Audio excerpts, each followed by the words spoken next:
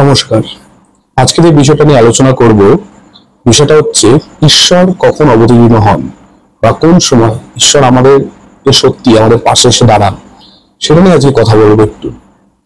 যখন দেখবেন আপনার চারিদিকে বিপদের কালো মেঘ সম্পূর্ণ আপনাকে আচ্ছন্ন করে ফেলেছে, যখন আপনি দেখবেন যে আপনার হাতে আপনার মাথায় কোনো সলিউশনই আসছে না, সেই সময় কোনো রকম জাগতিক কোনো জিনিস বা কোনো মানুষ তাদের উপর ভরসা না করে সম্পূর্ণ ভরসা যদি আপনি শ্রী ভগবানে করেন, তাহলেই দেখবেন যে শ্রী ভগবান স্বয়ং অবতীর্ণ হয়েছেন আপনাকে সাহায্য করার জন্য, আপনার পাশে দাঁড়ানোর জন্য।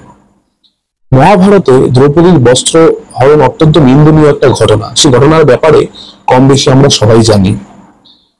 দ্রৌপদীকে যখন দুঃশাসন চুলের মুঠি ধরে টানতে টানতে ভরা রাজসভায় এনে উপস্থিত করে, তখন দ্রৌপদী রাজসভায় উপস্থিত ভীষ্ম থেকে শুরু করে দ্রোণাচার্য থেকে শুরু করে প্রত্যেক বয়োজ্যেষ্ঠ এবং পরাক্রমীদের কাছে সাহায্য ভিক্ষা করেছিলেন তাকে রক্ষার জন্য। কেউ সেদিন এগিয়ে আসেনি। তখন দুঃশাসন দ্রৌপদী শাড়ি টানা শুরু করলেন, তখন দ্রৌপদী দেখলেন তার স্বামীরা যেহেতু পাশা খেলায় হেরে গেছে, তো স্বামীরা তো কেউ এগিয়ে আসবে না।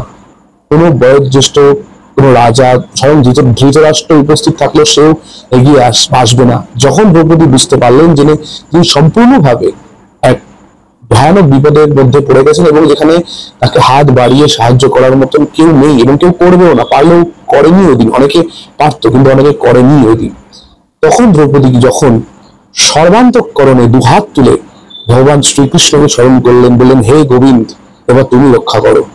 তখন সাথে সাথে একদম শাড়ির পুরো বন্যা বয়ে গেল। যেন এত শাড়ি, এত কাপড় কোথা থেকে আসছে? ভগবান শ্রীকৃষ্ণের নাম স্মরণ মাত্রই কিন্তু দ্রৌপদীর যে আঁচল, সেটা কিন্তু তার কাঁধ থেকে আর সরল না। সম্পূর্ণটাই ব্যবস্থা ভগবান শ্রীকৃষ্ণ করলেন। কিন্তু তিনি যতক্ষণ কিন্তু ভগবান শ্রীকৃষ্ণ আসেননি, যতক্ষণ না দ্রৌপদী এই জগতের থেকে মুখটাকে ঘুরিয়ে সম্পূর্ণভাবে শ্রী ভগবানে আত্মনিবেদন করেছেন, ততক্ষণ কিন্তু ভগবান শ্রীকৃষ্ণ অবতীর্ণ হননি। ভগবান চান আমাদের পূর্ণ আত্মসমর্পণ। সেটা যদি আমরা না করতে পারি, তাহলে তিনি কখনোই কিন্তু নিজে থেকে আসবেন না। কারণ আমরা যদি জগতের উপরই সমস্ত ভরসা আশা রেখে দিই, তাহলে তিনি কেনই বা আমাদের সাহায্য করতে আসবেন, বা তিনি কেনই বা আমাদেরকে প্রত্যক্ষ দর্শন দেবেন? কারণ আমরা তো সবকিছুই তো জগতের হাতেই রেখে দিয়েছি। ইভেন আমরা যখন কোনো প্রার্থনা করি, সেই প্রার্থনায় কিন্তু আমরা এটা কেউ বলি না যে হে প্রভু, যেটা মঙ্গল হয় আমার জন্য সেটা তুমি করো। আমাদের প্রার্থনায় আমরা নিজেরাই নিজেদের মঙ্গল ঠিক করে সেটা চাই, যার ফলে মঙ্গলের তুলনায় অমঙ্গলই বেশি হয়ে যায় অনেক অনেক সময়। সুতরাং সম্পূর্ণভাবে কায়, মন এবং বাক্যে, অর্থাৎ দেহ দ্বারা, মন দ্বারা এবং বাক্য দ্বারা যদি ঈশ্বরের প্রতি সম্পূর্ণ আত্মনিবেদন যদি আপনারা করতে পারেন, তাহলে দেখবেন দ্রৌপদীর যেমন শাড়ি আঁচলটা পর্যন্ত নড়েনি, সেই রকমই আপনাদের কেশাগ্রকে স্পর্শ করতে পারবে না, বা আপনাদেরকে কেউ কোনো ক্ষতি করতে পারবে না, বা আপনাদের ক্ষতি করতে এলে সে সমূলে ধ্বংস হয়ে যাবে। কারণ আপনি সম্পূর্ণ ভগবানে নিবেদিত। ভগবানের নিবেদিত প্রাণ যদি মন থেকে না হন, আপনার মনে যদি কোথাও না কোথাও একটু হলেও থেকে যায় যে অমুক জিনিসটা আমাকে রক্ষা করবে বা অমুক লোকটা হয়তো আমাকে রক্ষা করবে, ততক্ষণ কিন্তু ভগবান আসবে না। এই জাগতিক বিষয়ে লেশ মাত্র আপনার ভেতরে থাকলে কিন্তু ঈশ্বর আপনার পাশে এসে দাঁড়াবেন না বা অবতীর্ণ হবেন না। কারণ তিনি ভাববেন, এখনো তো অন্য এই জগতের উপরই নির্ভর করছে, অন্যের উপরই নির্ভর করছে, আমার আসার কি দরকার আছে?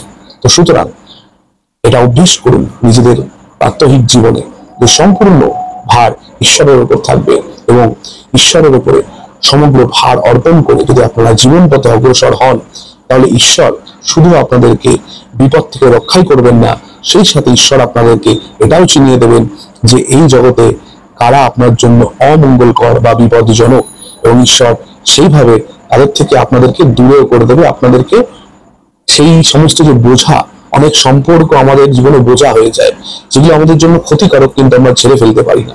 কিছু মানুষ এরকম আমাদের জীবনে থাকে, ঈশ্বর অটোমেটিক্যালি সেই সমস্ত অমঙ্গলকর মানুষকে আমাদের জীবন থেকে সরিয়ে দেবেন।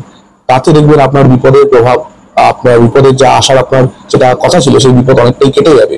এবং যদি বিপদে আপনি কোনো সম্পূর্ণ দিশাহারা হয়ে যান কখনো, তখন একমাত্র ভরসা ভগবানকে করবেন। কারণ এটা একদম হাতে কলমে পরীক্ষিত সত্য। আমাদের শাস্ত্র পুরাণাদিও বলে, যদি সম্পূর্ণভাবে আপনি তার হাত ধরেন, তিনি একমাত্র এই জগতে যিনি কখনো নিরাশ করবেন না, এবং তিনি আপনাকে হাত ধরে টেনে তুলে সে বিপদ থেকে রক্ষা করবেনই করবেন। তাই এই জাগতিক জিনিসের প্রতি মায়া মোহ যুক্ত না হয়ে ঈশ্বরে সর্বান্তঃকরণে নিজেকে সমর্পণ করুন।